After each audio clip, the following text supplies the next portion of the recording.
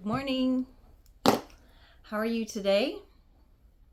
Hope you rested well and you got a good night's sleep and had some good dreams. I hope you are awake and well rested and refreshed and ready to start your day. Thank you for joining me. Today we are still in week 8 and we will be reading for day 55. We're going to start in Leviticus chapter 15 to chapter 16. And basically this reading, it's going to be a little weird. It's a little different. It has a lot to do with uncleanliness regarding bodily discharge. And we must appreciate the incredible frankness of the language of the Bible, as it is it's never vulgar, it's or obscene, but it simply treats these particular subjects as they ought to be treated. These bodily functions are essential to our lives, and God is concerned about every detail of our lives. As we have seen, He has regulated the Israelites' food, clothing, activities, sacrifices, and even the treatment of disease. So, in teaching them how to deal with these infections, there is no doubt that He has saved His people from a lot of things that may have otherwise harmed them. And He wants to do the same thing for us, and that's how through educating us and when we learn His word and what's expected of us. And the more you study His word, the more you get to know Him, like, intimately, because you're studying Him, because you want to learn about Him. It'd be just like, if you have a boyfriend or a girlfriend and they want to learn like what your favorite food is, and they want to, they watch you from afar and they're interested in like your thoughts. And there's not many people that do that, but if you really are interested in someone, you should be curious about them. So we should have that kind of interest in God. He is our creator after all. All right, so without further ado, we're just going to go ahead and jump right in it. Leviticus chapter 15. The Lord said to Moses and Aaron, "Speak to the Israelites and say to them, when any man has a bodily discharge, the discharge is unclean. Whether it continues flowing from his body or is blocked, it will make him unclean. This is how his discharge will bring about uncleanliness. Any bed the man with a discharge lies on will be unclean, and anything he sits on will be unclean. Anyone who touches his bed must wash his clothes and bathe with water, and he will be unclean till evening. Whoever sits on anything that the man with a discharge sat on must wash his clothes and bathe with water, and he will be unclean until evening. Whoever touches the man who has a discharge must wash his clothes and bathe with water, and he will be unclean until evening. If the man with the discharge spits on someone who is clean, that person must wash his clothes and bathe with water, and he will be unclean till evening. Everything the man sits on when riding will be unclean, and whoever touches any of the things that were under him will be unclean till evening. Whoever picks up those things must wash his clothes and bathe with water, and he will be unclean till evening. Anyone the man with a discharge touches without rinsing his hands with water must wash his clothes and bathe with water, and he will be unclean till evening. Lots of repetition. A clay pot that the man touches must be broken, and any wooden article to be rinsed with water. When a man is cleansed from his discharge, he is to count off 7 days. Here we go with the numbers. 7. 7's all throughout the Bible. For his ceremonial cleansing, he must wash his clothes and bathe himself with fresh water, and he will be clean. On the 8th day, he must take 2 doves or 2 young pigeons and come before the Lord to the entrance to the tent of meeting and give them to the priest. The priest is to sacrifice them, the one for a sin offering and the other for a burnt offering. In this way, he will make atonement before the Lord for the man because of his discharge. When a man has an emission of semen, he must bathe his whole body with water, and he will be unclean till the evening. Any clothing or leather that has semen on it must be washed with water, and it will be unclean till evening. When a man lies with a woman and there is an emission of semen, both must bathe with water, and they will be unclean till evening.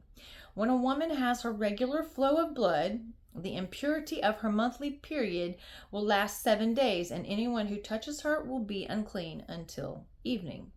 Anything she lies on during her period will be unclean, and anything she sits on will be unclean. Whoever touches her bed must wash his clothes and bathe with water, and he will be unclean till evening.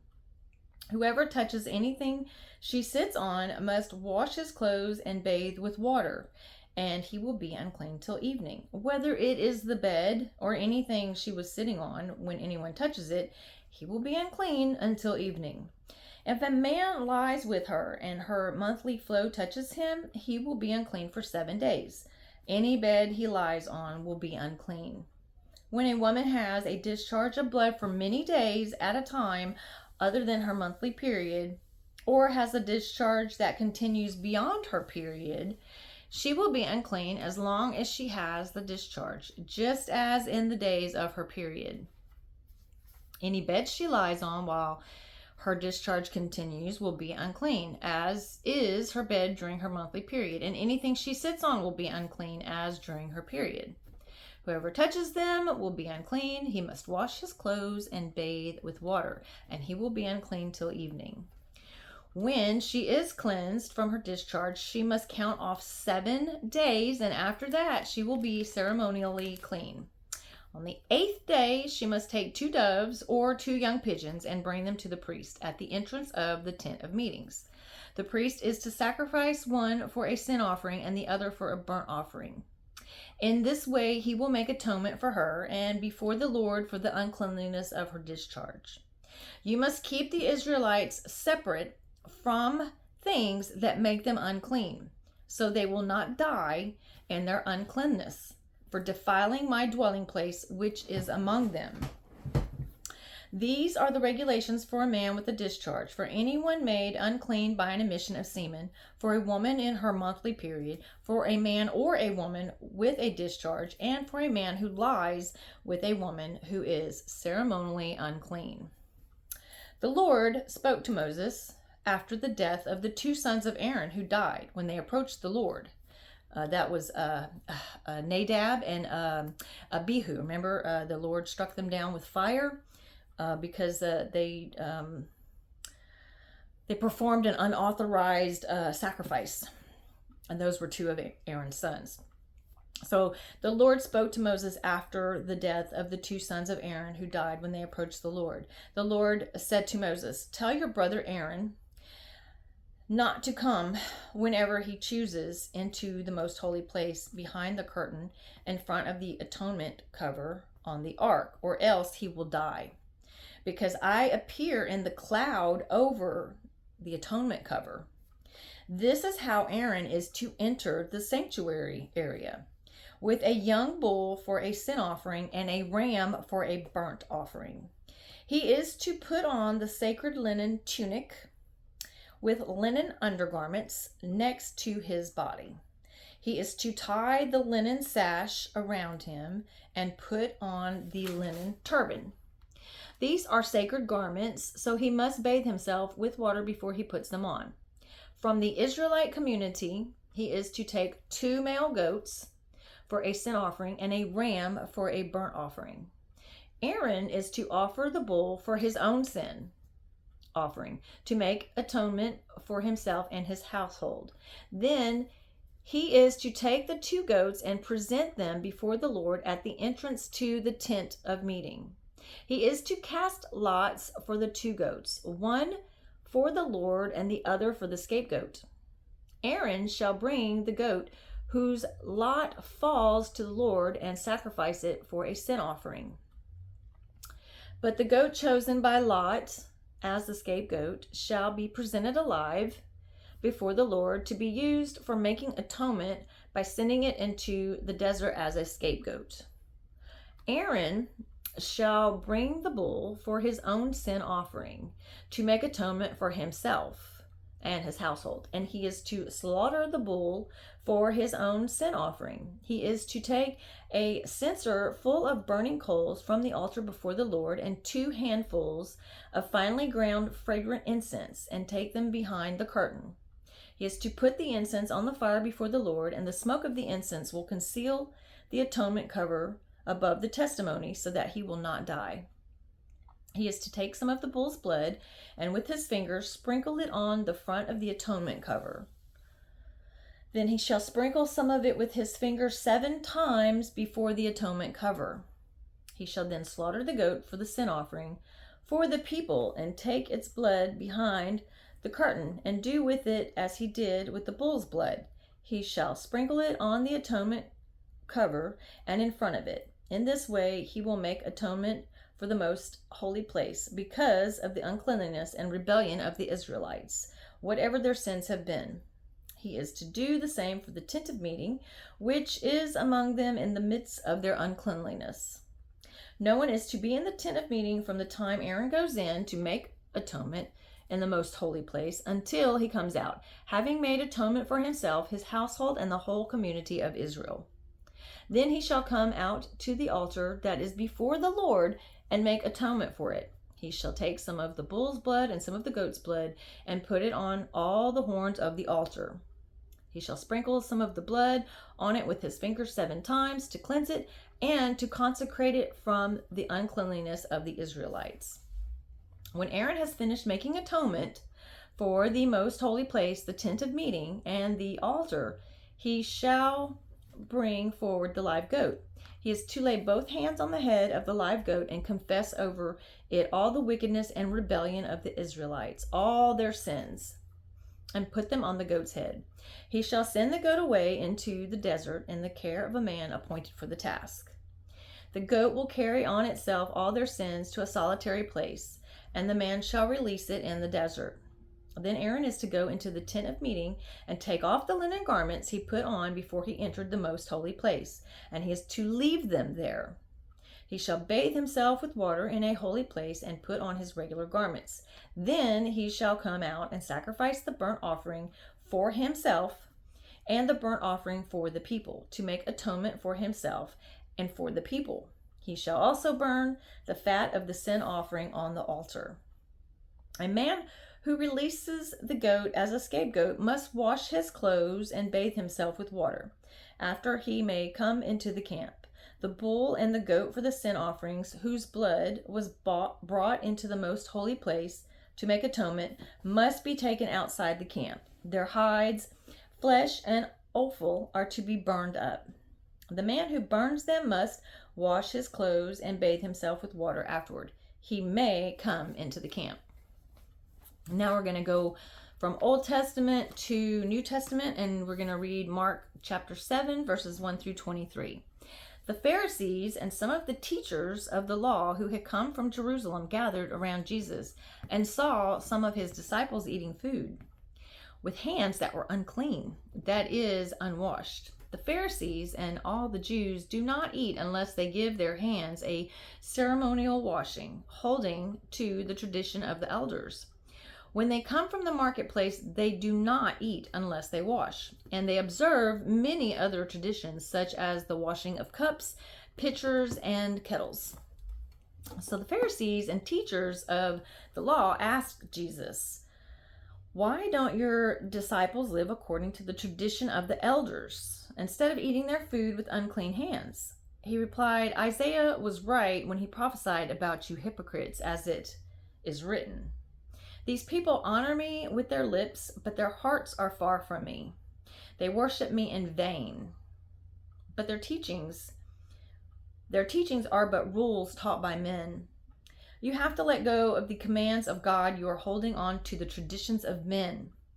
And he said to them, "You have a fine way of setting aside the commands of God in order to observe your own traditions. For Moses said, Honor your father and your mother, and anyone who curses his father or mother must be put to death. But you say that if a man says to his father or mother, whatever help you might otherwise have received from me is Corban, that is, a gift devoted to God, then you no longer let him do anything for his father or mother. Thus you nullify the word of God by your tradition that you have handed down. And you do many things like that.